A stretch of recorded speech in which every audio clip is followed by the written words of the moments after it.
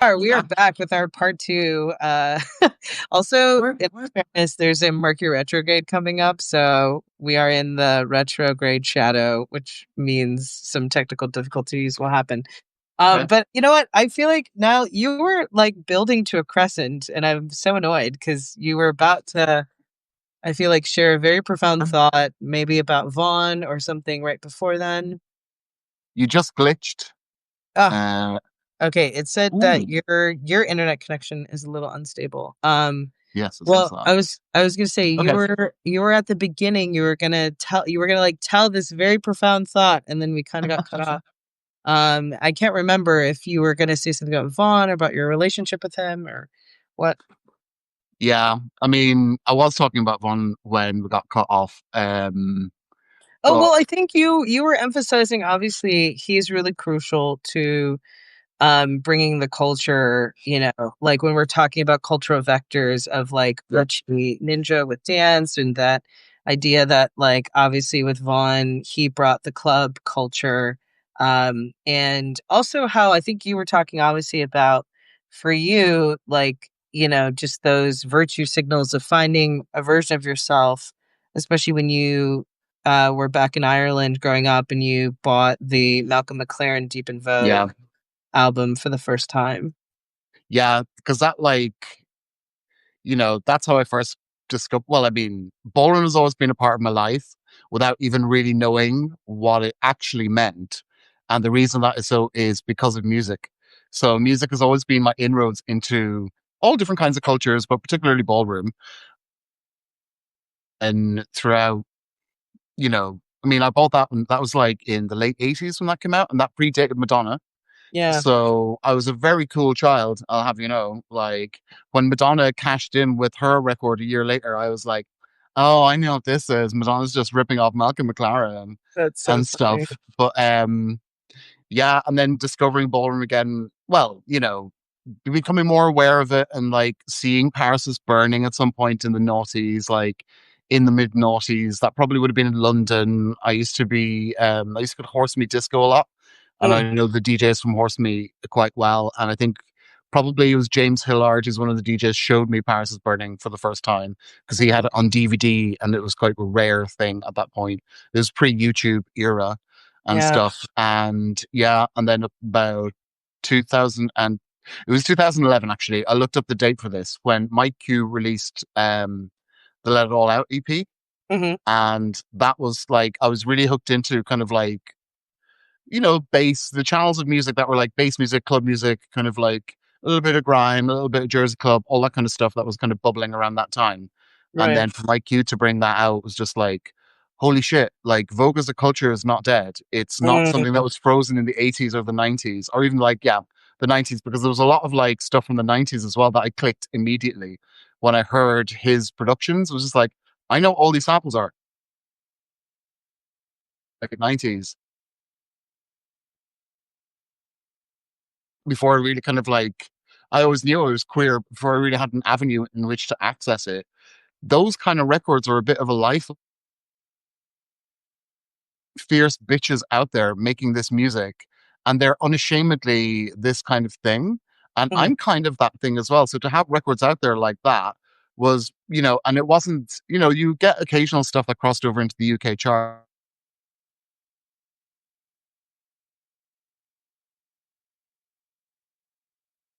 Oh no, Niall, I think we lost you again. I think your internet connection is a little. Oh wait, it says your internet connection is unstable. Sorry. Oh, you've frozen, but no, you're back. Yes, so sorry, you were saying with Mike's album you would get and then it kind of cut off there. Yeah, no, it was just like, so I've always grown up with ballroom being an influence in my life to a degree, but I always kind of like when I was a bit younger, I thought like it was something that just kind of was of its time. And Mm, then when I discovered Mike and Vaughn and all this, I was like, oh my God, this culture is still alive. It's still living and breathing and developing. And as a house music fan, hearing their productions was mind blowing because it was mm, like I knew all the references. I knew where this is coming from exactly as a queer house person myself.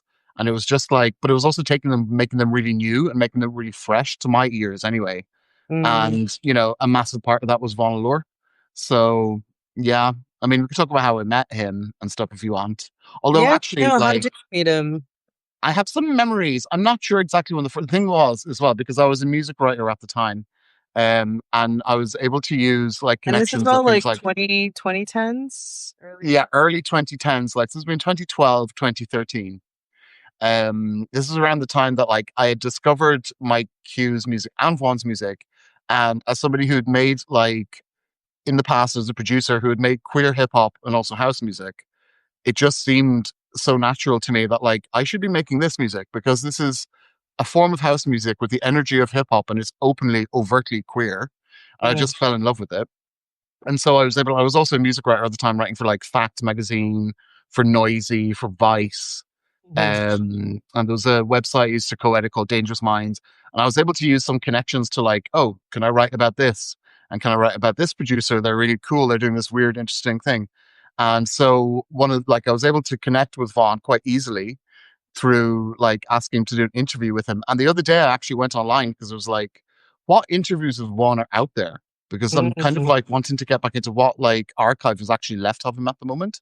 Yeah. And I don't know if it's because it's my computer, but the top interview is one that I did with him for Noisy magazine, I believe, in like 2013, Oh which wow. was really like, that was really sweet. It was just like, oh yeah, who wrote that? Oh my God, this is my interview with him, which Oh. I'd kind of forgotten was out there and stuff. So I'd like interviewed him in 2013. And then, yeah, I think it was through Fools and Rushmore, running Traxxx Couture was the name of Traxxx.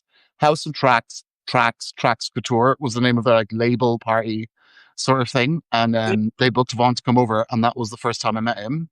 And I have some lovely memories of like those early meetings with them and doing gigs with them and stuff, but I'm not sure which one of them is actually the first.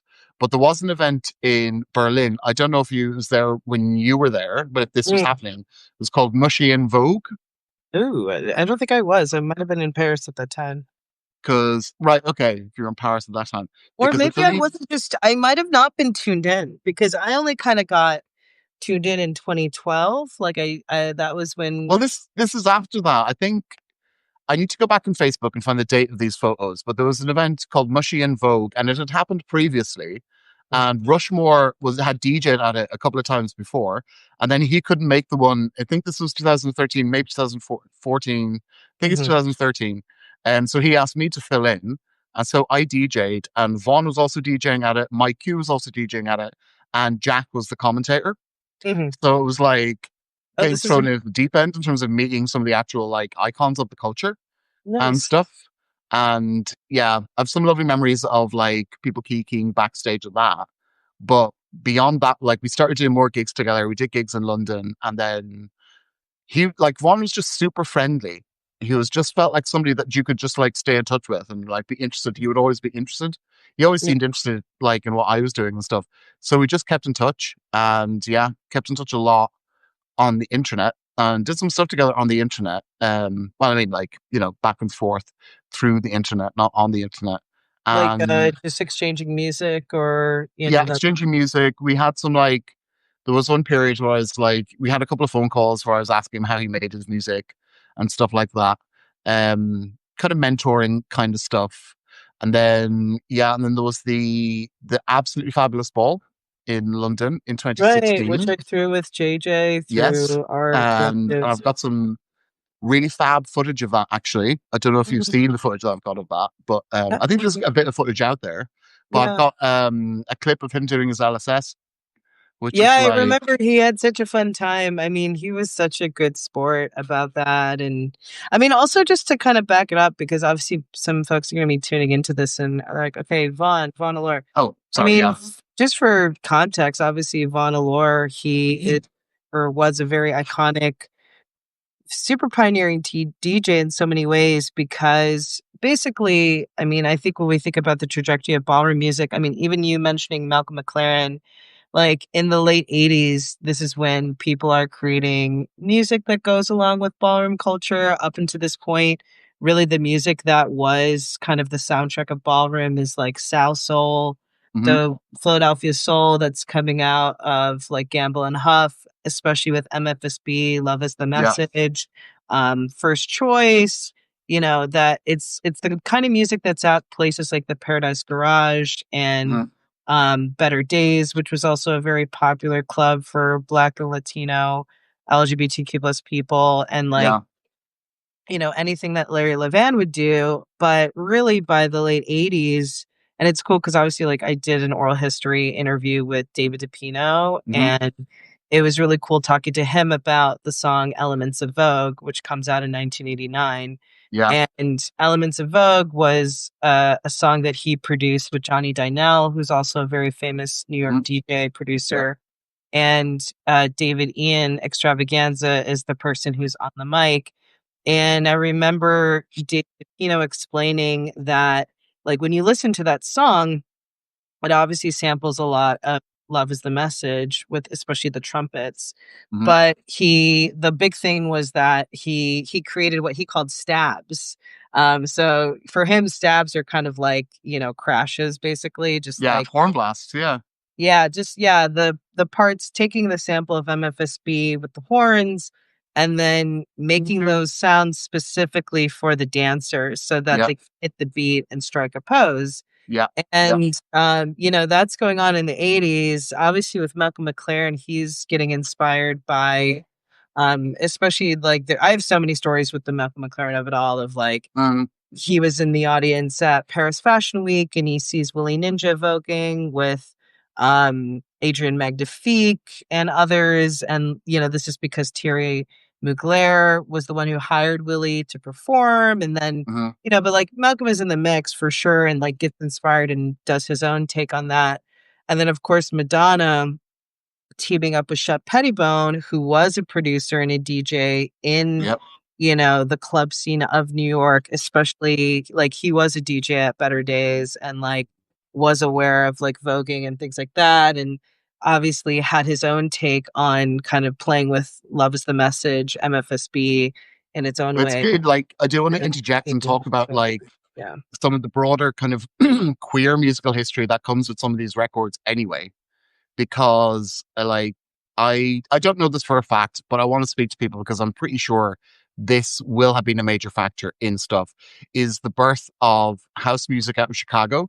Yeah. And some of the very early house music that was coming out of Chicago was very queer coded Yeah. and probably found its footings, first of all, in the queer and minority clubs in New York.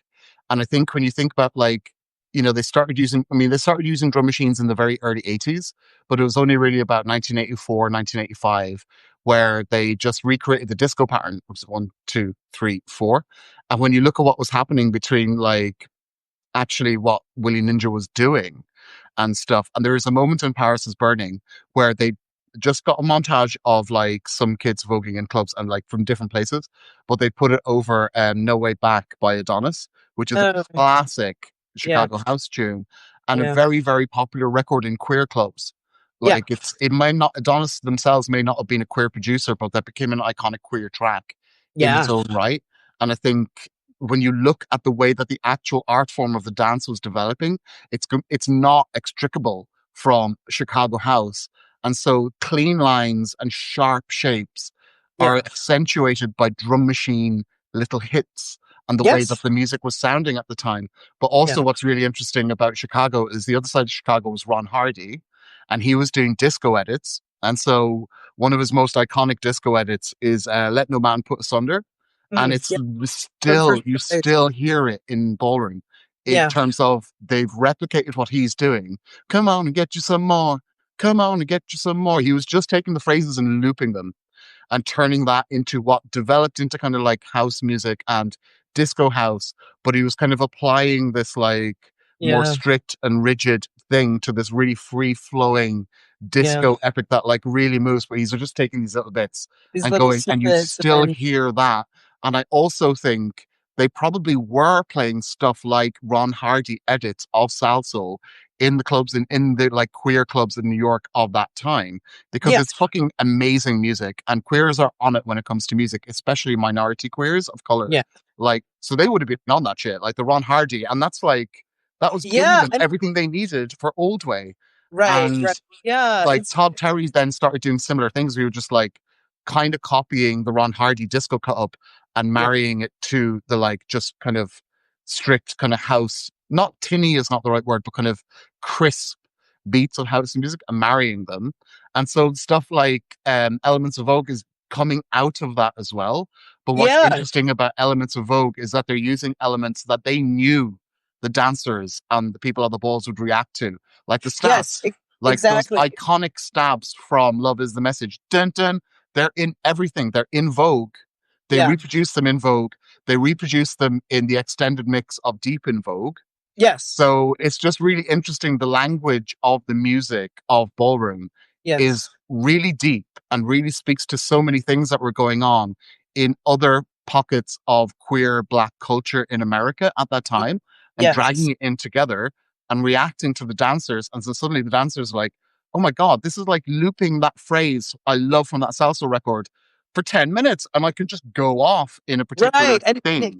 and can I add Like, to this? Because I love that you highlighted this. I mean, this because I mean the way that I've seen it is very much that obviously it's not only Larry Levan, but obviously his relationship to his best friend, Frankie Knuckles. yeah, Because we do know that they were like yeah. Frankie would come to New York and get some records or They whatever. worked in the baths together, and that's like Yeah.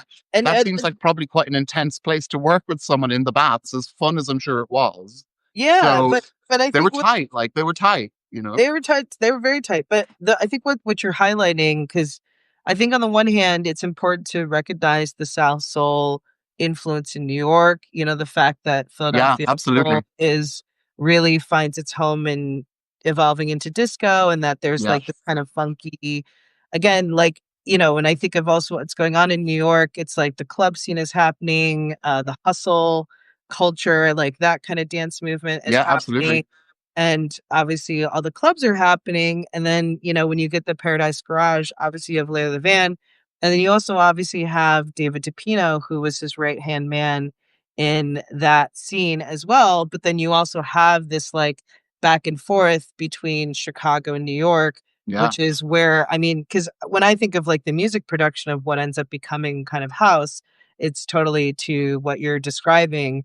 yeah, And I will say, I think with Chicago, it was a little, Chicago has a funkier sound, and by funk, I mean, the beat on the one and less of this like very kind of jazzy swing yeah, vibe, which I think is more of a New York house sound. But then yeah, these things are obviously coming together. And, obviously we're talking about the music. And the reason why I wanted to give that little history is what's important for folks to know who are new to ballroom culture and voguing is the fact that really what's going on. Voguing starts in the 70s, right? It's like, okay, we have this story of like Paris Dupree with Vogue magazine turning to a page, doing a pose, turning to another page, doing a pose, and this starts to kind of grow as a category. But the thing that changes things is, as I was saying, once these DJ producers who are now connected to ballroom, because there is the story of how like David DePino ends up becoming the official DJ for the House of Extravaganza because mhm, Angie had asked him to DJ a ball for them.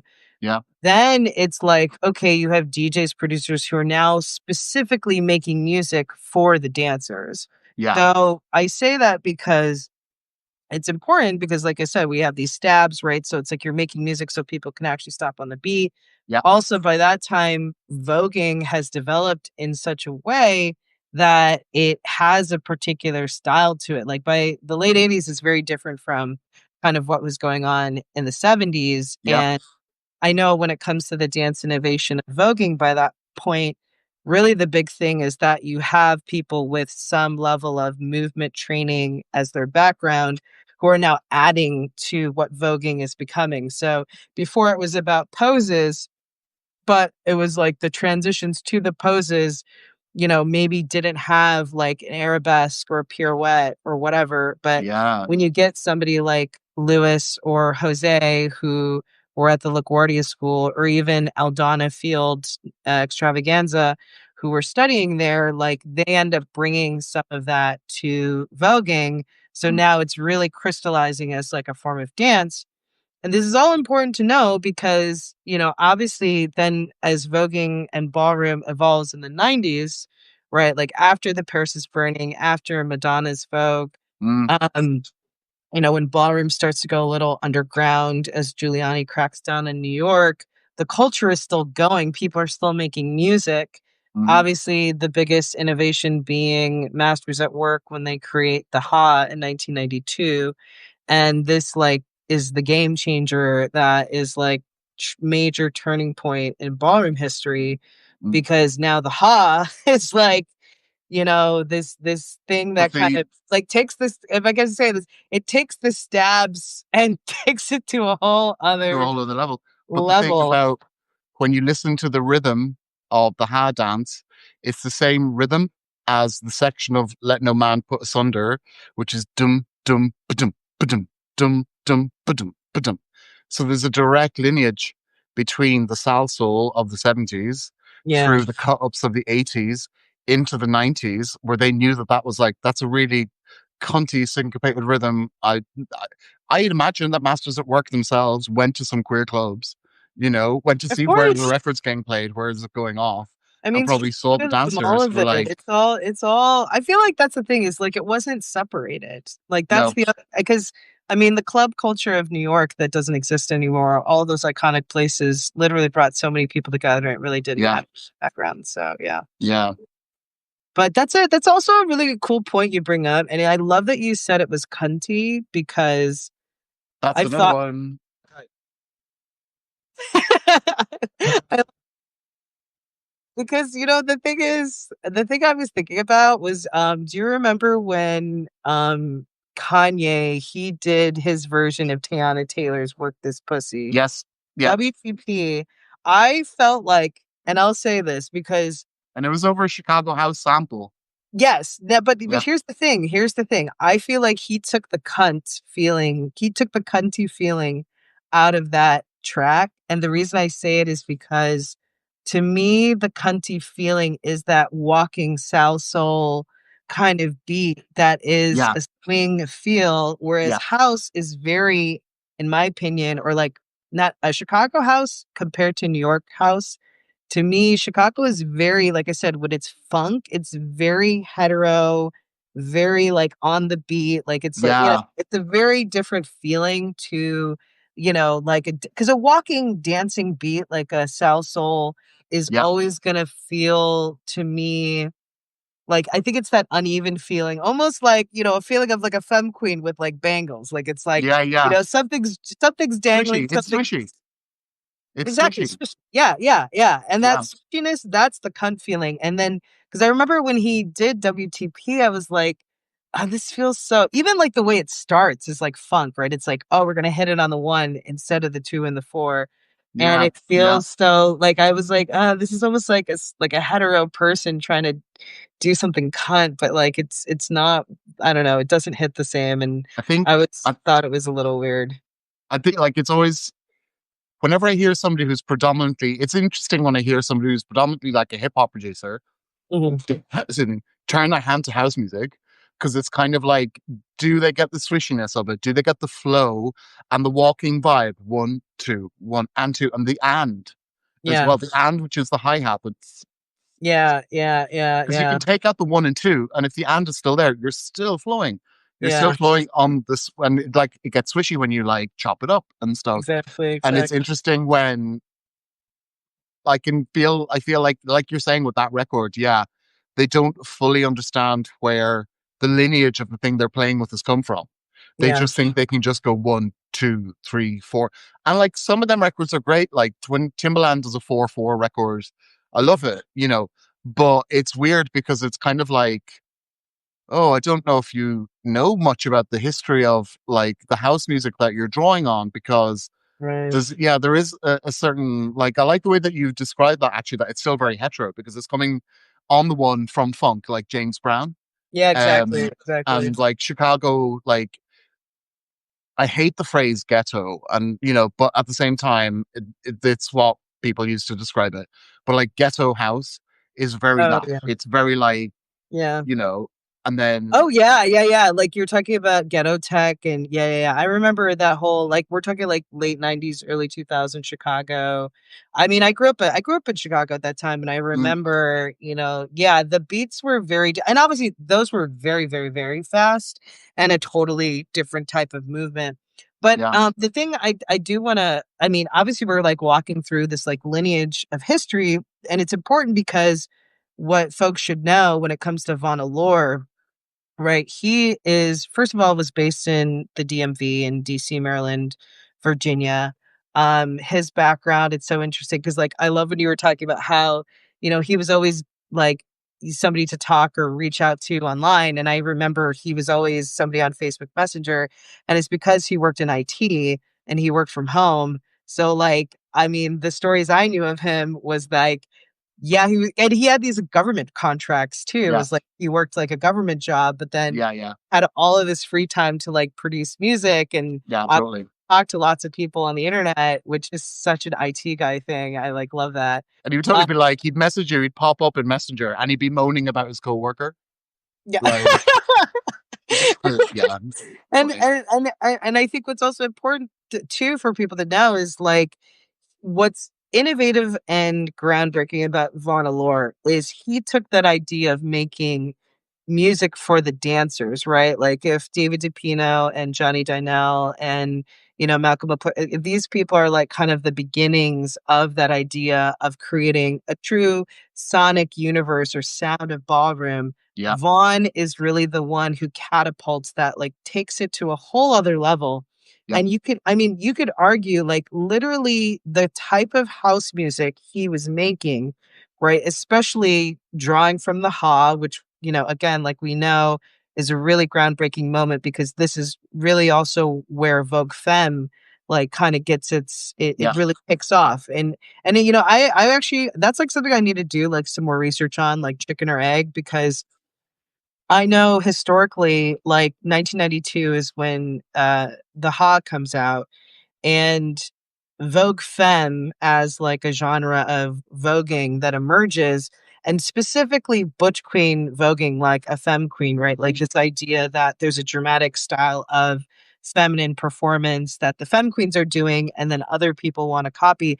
Like this comes about in 1993 and like mm, the music that goes with that style of movement is the Ha. yeah, Um I would love to like see like, kind of what was going on. But anyway, the thing is with Vaughn, he takes that and really starts making his own sound that is specifically not even just for the club, like it can exist in the club, but it's specifically for ballroom. And I think that is super important because everybody else up until that point is really just making like commercial, whether it's house music or pop music or both. yeah, And Vaughn is making music for the ballroom scene. It's like yeah, specifically for the girls, the guys, the gays, days. mm, And I think this is really important for people to know is like he's really, I would argue, unless, somebody proves me otherwise, is one of the first and definitely one of the first to do it in a really massive way that mm, then ends up being really the template for like so many other DJ producers who come after him mm, and who are the ones to now, again, adapt the hop, put like a cool sample on it, or yeah, put their own spin on it, or, again, even like the way he was making music. Cause I remember we talked about it and I remember there's always this discussion about his like because he allegedly, I remember you told me the story, like, there was all this lore that he had this specific Italian, like, computer, software that he was yeah, using to produce yeah, music. Like, it wasn't Fruity Loops or Ableton, it was, like, something only he had access to, which also gave it this particular sound. yeah. It was like quite hard to, not hard, but it's sometimes a bit difficult to communicate with him about because, like, I've always used Ableton. Like, that's what this is. Ableton is on my screen there. I used to Okay. use well, what's it called? I can't remember now, but it was the other Cubase Mm. in the mid noughties, and it was a pain in the ass. As soon as Ableton came on, I basically ditched everything and just moved everything onto Ableton. So it was quite difficult to communicate with him because he was not using a different program. Mm. He was using a different program and talking about like how are you quantizing these beats and stuff, and he's like, what does that mean? I was like, oh, Oh yeah, because I was gonna say a lot of his music is not quantized. quantized. It's Yeah, again. it's not. It's got a Which, looseness. It's got a swing to it. Like this is something. So I'm wearing the Elite oh, Beats logo, I love it. Which is an elephant. I love an that. elephant. The way I like a couple of years ago when the grief finally caught up with me that he was gone, Mm, um, I became a bit obsessed because it's just like he was, I do like, through, you can tell from talking to me that like I'm a house head through and through.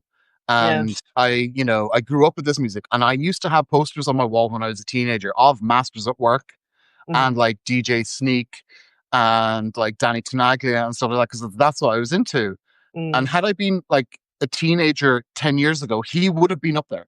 He would have been up there with those all time greats because what he was doing with the music, with everything we're talking about, he had the crispness and the cleanness and the heft of Chicago drum machines meets the swing of New York and also the kind of tribal where it's like counter rhythms and mm, cross rhythms and stuff going on.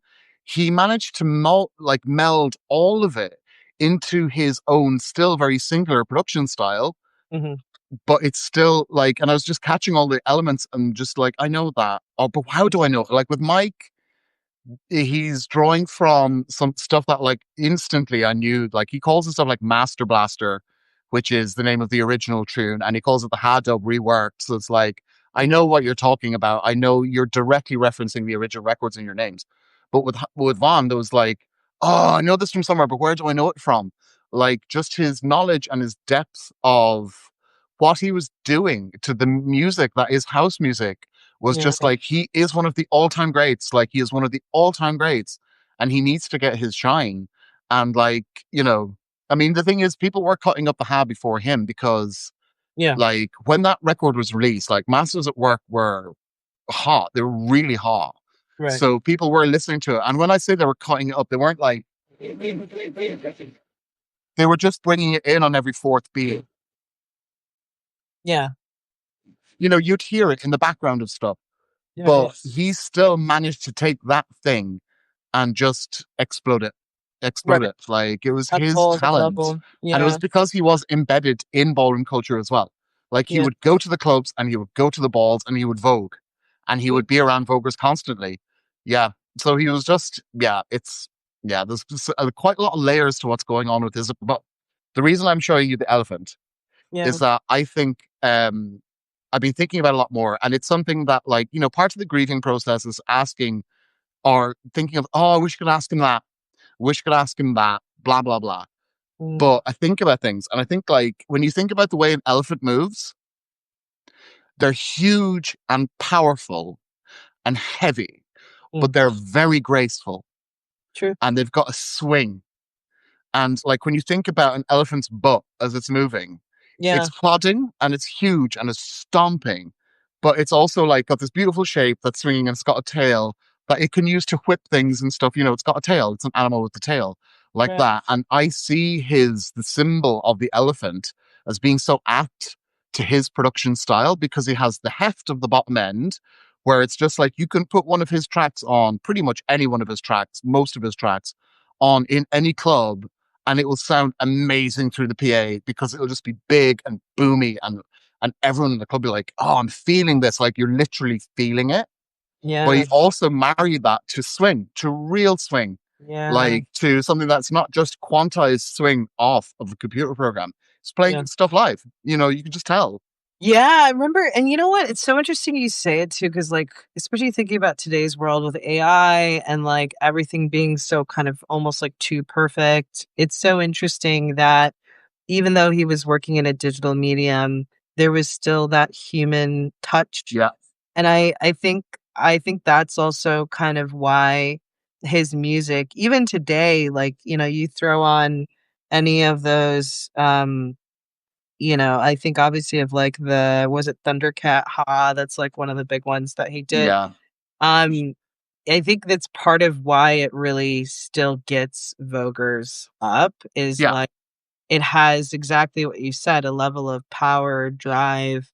But then again, there's and I love that we highlighted the swishiness being, that swing coming from the South Soul, coming from the queer culture in the clubs, Hmm. and the way that, like, the music is speaking to the people and the bodies that are actually moving to it. Hmm. Um, it says so much about him and his legacy, and obviously, unfortunately, his untimely death. In 2021 during the pandemic. Just, I one thing though I will say, just on a spiritual note, I mean, now you could still ask him those questions, True. Yeah. Well, you this could, is the thing. and you should I'm, still I am, ask him because he will answer them yeah, he probably. will. And the answers are there Yeah, because he's left an incredible legacy.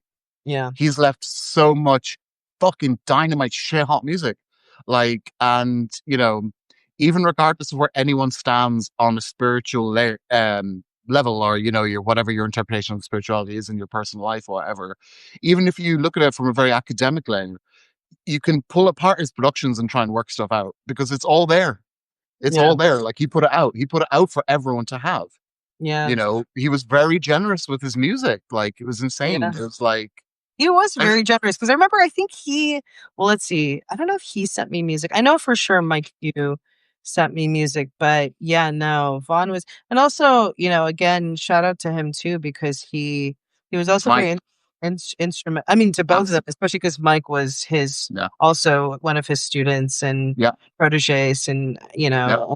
he was also very supportive of his career. And Hmm. I know it's so incredible, but also again, I think what's amazing about all this, Niall, and also I just have to commend you immensely for keeping his legacy alive, Oh, thank you. because I mean, and also it even shows in the fact that that article, which I'll definitely link when I post all this info, um, like, it's important because obviously people like Vaughn, we're talking about him. I mean, another thing I should also point out too is he even did the music for Drag Race. He was like a Oh, producer yeah. on that show. And I Yeah. remember we were trying to even get him on Legendary to do music for us, but it was just like it, didn't work out with the showrunner we had on season 2. Hmm. But I think it's super important because to me, he's one of those aspects of the culture, truly somebody who radically changed the way we think about ballroom history, the Hmm. music, what the sound of ballroom is. He truly defined that in a very particular way.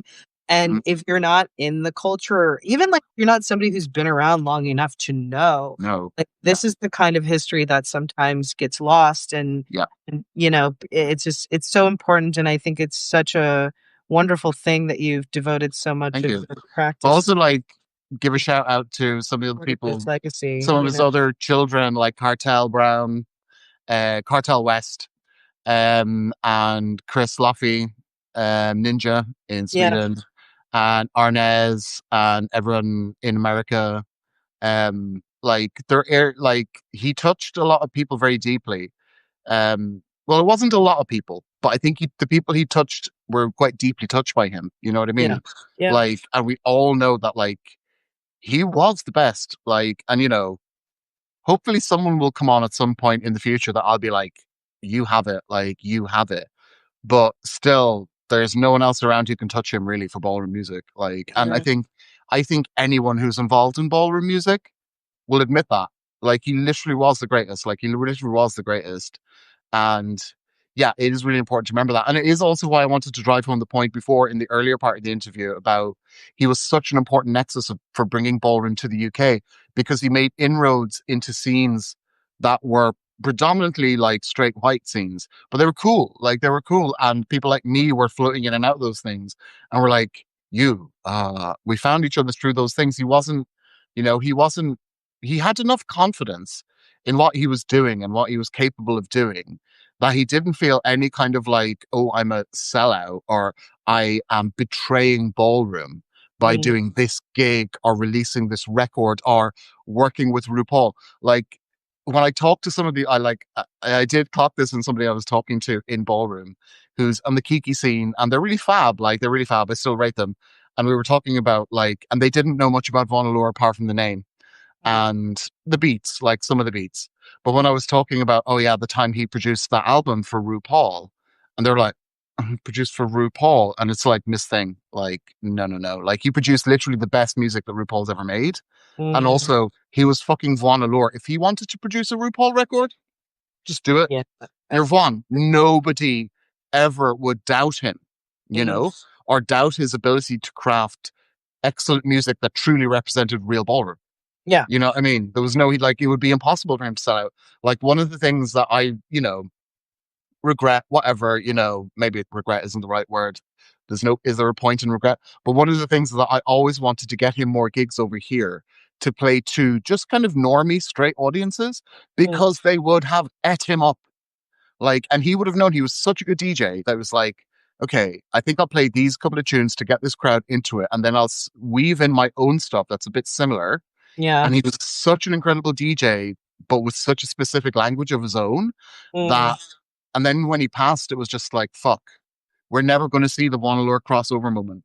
mm. Or And to at least me, in that, that, I'll say in that iteration, because to your point, who is that person who has it? I mean, honestly, now I'm gonna say it. I mean, you are definitely one of those people oh, because thank you. I try my best. I try my no, best. I'm kind of like, and it's important that I acknowledge this because I think what's important, when we're talking, especially in the first half of this interview about, the UK and crystallization of ballroom culture, especially as I know some people are like trying to get digs on, or dibs on who did what, when, where, how, and yeah. obviously all the receipts are there, darling. So, people can say whatever they want, but the Yeah. data's there.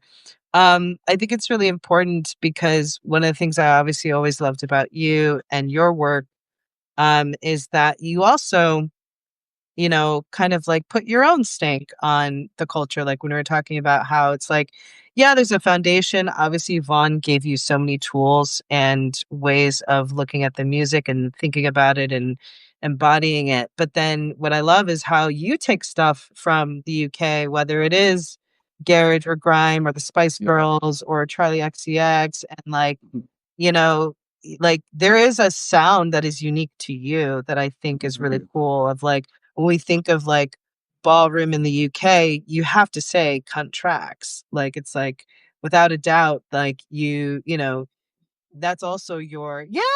I mean, listen, I'm not making shit up. Ah, It's again, it's there. Like, and it's kind of the thing that I think is cool. Because, like, for example, I did like a thing with the Brazilian ballroom scene. They're putting baile yeah. funk and all of Yeah, their totally. culture in Totally. It's Vogue. hot. It's really hot. It's so It's important. amazing. Like, it's Yeah. so, and I think, like music as something that can be used to bring a more localized flavor to the ballroom experience Yeah. is really super important. It's super important. Mm, And I do worry about the music of ballroom in terms of like basically the timeline kind of splits with pandemic as I see it, mhm, because through pandemic, that's when in the UK Legendary started being shown. mm, Um, clubs shut though, right. and Von Allure passes away, and Pose kind of, so you get this like suddenly a new generation of kids are finding ballroom Right. through a reality TV show, which is quite like we didn't have that. I But know. but like Yeah. no shade, whatever, get it, like, they did. But it happened at this time where it was like quite a weird time for clubbing and for club culture. And I do worry that the younger generation, because they maybe not have experienced as much of the how important nightlife can be for people to find each other, express themselves, and develop relationships outside of the mainstream world, that to them the music of ballroom is only this thing that's ever there to be a performance track, you know? Mm, And I think that goes back though. That goes back because I remember Vaughn telling me stuff about like one of the ways that he got into producing ballroom was by editing. By like girls would come to him and go, "Can you edit this performance track for me?" And right. he would do it. So that's always been a thing of like making performance tracks that are just for performance. That's really integral to Yeah. ballroom. But the other side of that is then pushing it forward by experimenting and doing other stuff as well. Yeah. And like one of the sad things about his passing was that, like, he had plans. Like, he had plans to start a label, make it more formalized as a collective, start developing an aesthetic around that and putting it out, and Mm, getting like all the different producers from all around the world from his touring as a DJ, the people who would meet, and get us all on the label, get us all to produce stuff. And like, but one of the things is like, I don't just want a ballroom edit. Like, I want you to express yourself and bring whatever it is that your personal flavor is to ballroom beats, the way he mm, had done, because he developed through making performance into expressing himself musically and being like, wow, you're actually really fucking really talented at this. Like, that's how he found it. And, it's really important to have a balance of just like, yeah, Thundercat hat, like, you pop that on, and if you're not voguing to that, you can't vogue. It's just so fundamental. It's so fundamental. Like, but also, we need more than just Thundercat hat over and over again, or something replicating the rhythm of the hat dance, even though it goes back to salsa. Like, there needs to be space for stuff to develop. And like, for me, one of the things that, and I understand aesthetically why ballroom can sound so loud and super compressed and turned up to 11 on the gain, and it's really rough and stuff, is because these tracks are going out in a weird space with a makeshift PA, hundreds of people going, wait, wait, wait, they have to cut through and stuff like that. So I get like why there is a specific aesthetic to a lot of performance tracks.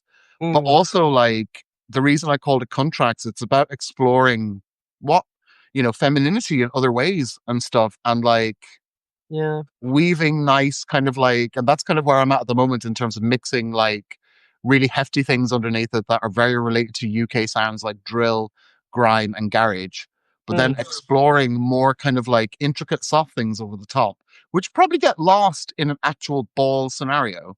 But mhm, also, like, a lot of these children are listening to this shit on their headphones. And to me, like, that's another space that should be explored for releasing yourself. Like, mhm, just mm. put your headphones on and just dance around in your bedroom, in your kitchen, in your living room, whatever. Just headphones are a thing that are like ubiquitous now. But also, streaming services, you can listen to anything you want to listen to online at the click of a finger.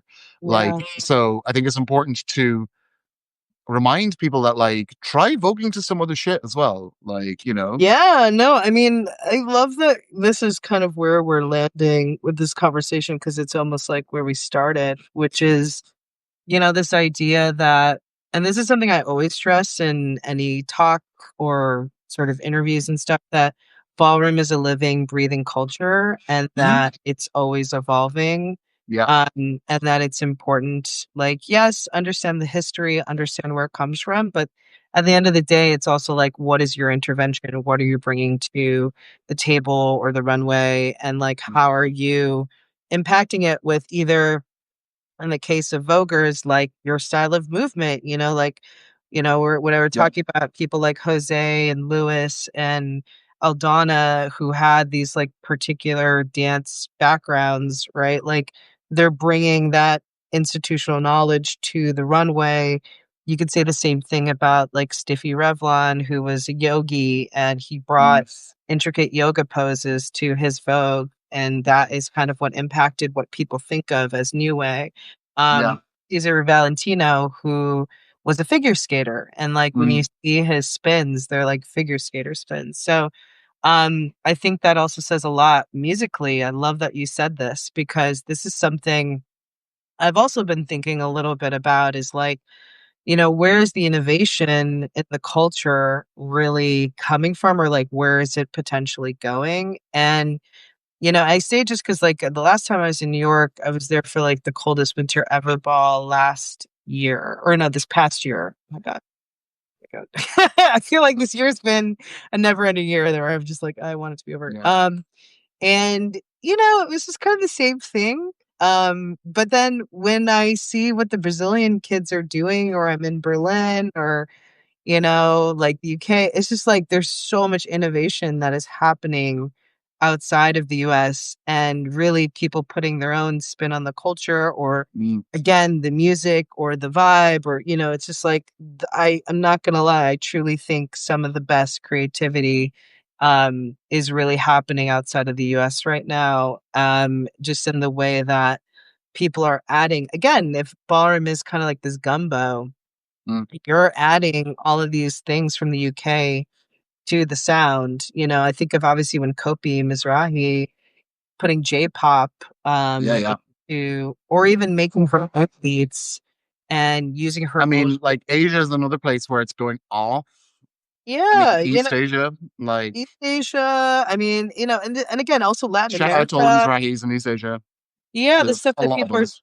yeah, just it's so many things. So it's kind of exciting. And I even like the idea of you highlighting like, if we're talking about like how is the music being received. In the past it was the club or the pier, literally Mm, somebody's car that, the door is open and the music is blasting, or it's somebody's ghetto blaster or whatever. mhm. Like it's like, okay, yeah, today it is a different way that people are interacting with the culture. And I did also notice that difference too. It's funny when you're talking about like the kids watching Legendary or Pose and like Yeah, and also the fact that social media is just exploding with the culture and that like when I went to Peru in 2022 with the House of Extravaganza, we were like cultural ambassadors for Pride. That scene, and mind you, this is 2022. Those kids started that scene during the pandemic. And wow. they were literally just learning from YouTube clips, anything on Yeah, social media, watching Legendary. And you're just like, and they were at like a very high technical level. And you yeah, could tell it's just like they had access to the culture in a totally different way. yeah, But at the end of the day, for them, it still was about the community, about like coming together and like people really being there for each other, and especially with yeah, the level of deprivation and like poverty that exists in Peru, it was just like again a totally different context for the way people were engaging with the culture. yeah. But now just to wrap though, I mean, because we've been talking, obviously this has been such a juicy conversation, and you and I obviously have talked for a while about how we Oh, do our own little podcast chat. So you uh, just glitched out. oh, shoot. Well, I was saying, yeah, no, this is just so fitting because you and I have talked about how we are overdue for our own little chat about ballroom and music. Yes, and all this period. Period. So yeah, I mean, is there anything else that you want to say before we kind of close out? And obviously I do want to highlight this will be the first of many discussions that you and I have. So this just kind of kicks things off. But yeah. Yeah, no, it's been like I really enjoyed the chance to talk about the intricacies of the music as a musical form because there's not that many people that I can talk to about that. uh, Um, and it was something that I would talk to about with Vaughn about, and I just super believe that, like, like I keep saying, I'm a househead. I was a househead since I was a child. Like, when I was about 8 years old, I told my brother and sister, who are a lot older than me, that I like house music. So for Christmas, they bought me a house music hits tape, yeah. and like it had like on the A side was all the kind of hits like Look Enter and Around and stuff like that, and on the B side was all this like, weird deep cut Chicago stuff. So I've been like around and into this music for a long time. And I think ballroom, it's just as deep and creative and precious as any other subgenre of house music, like Amapiano or anything like that. It's just as important as all of that stuff. And I don't see it getting its shine enough. Like, and I do wonder about is it because of the vectors of identity that go around along with it? Mm. But at the end of the day, you just need to make it. You just need to be into it and keep doing it and keep making it and stuff. And yeah, like when just before, not just before Vaughn passed, but like I went through a bit of a life change in about the end of 2018 and stuff, and I had to put music on the back burner. And and then Vaughn passed away in 2021, and I kept going like, yeah, I'll be getting back into it once I've my life more sorted out and blah blah blah. And then suddenly he passed away, and it was like, whoa, my actual reason for making music as I saw it at the time, my mentor, like the person who believes in the world, having him validate me like that means that I should keep doing this. Him taken away was just like, what the Mhm. fuck? Like, but having him kind of, or having to confront the grief of him passing.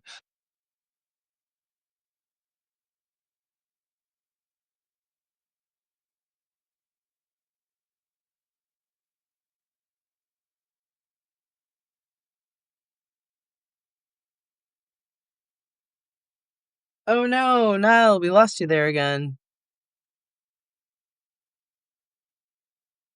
All right, 1 second, folks.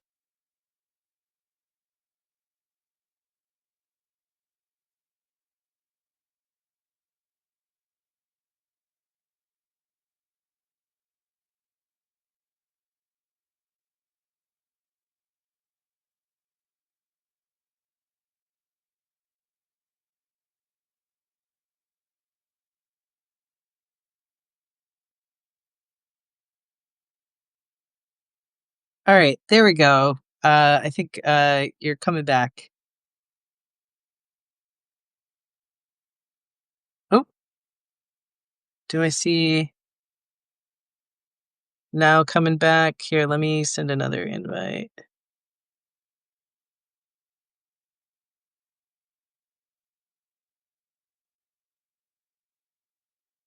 All right, there But you are. yeah, Where? So you were saying Vaughn's impact. Sorry, you were building to a crescent and yeah, technology. no, just it's really nice talking all the stuff around the music of Vogue, and I've realized talking to you now and talking about my history and stuff, like when he passed away, I thought like that's my main connection to Ballroom Gone, my only at that point music mentor. I feel I must be done with this and stuff. But talking to you today has reminded me that like Ballroom's always been in my life. It just kind of dips in and kind of it's not always there. Mhm. And, yeah, I'm going to keep making ballroom beats for the rest of my life just because it's fun. But I don't have to necessarily treat it like, I'm doing this thing all the time. I'm doing this thing all the time. And I think that's an important thing also to remember for anyone involved in ballroom is to like Mm. try and avoid burning out, like, and keeping it fun. Like, Oh because my it God. is easy to burn out and to lose the fun. And like it needs to be fun because it is fun. And yeah, there's a competitive aspect to it, but also like it's more about the creativity at the end of the day than the competition, Yeah, you know? no, agreed. And I appreciate you saying that because literally, I mean, that's my story too, of like finding the fun, tapping back into it. Also, I think, for both of us, this is a lifelong, I don't know, what did somebody call it? My life's work, Yeah, and life I work. think Yeah, yeah. us, especially with you sharing Vaughn's legacy, Yeah. creating music, I know really, now that my musical life work is Vaughn's legacy and ballroom beats.